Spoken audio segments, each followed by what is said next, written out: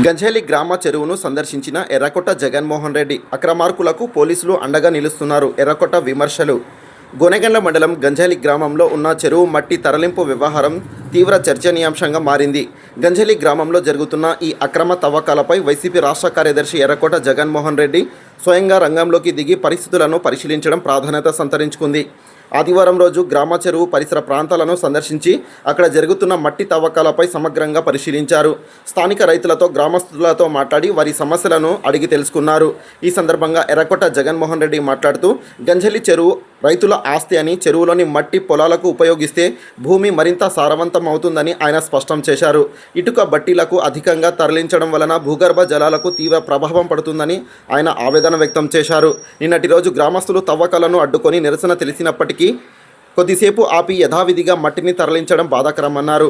అయితే ఈ విలువైన మట్టిని రైతులకు అందకుండగా కొంతమంది ఇటుక వ్యాపారస్తులు నిబంధనలకు విరుద్ధంగా భారీగా తరలించుకుంటున్నారని తీవ్ర అసహనం వ్యక్తం చేశారు. అక్రమంగా జరుగుతున్న ఈ తవ్వకాలను పోలీసులు అండగా నిలుస్తున్నారన్నారు. ఈ వ్యవహారాన్ని వైసీపీ తీవ్రంగా ఖండిస్తుందన్నారు.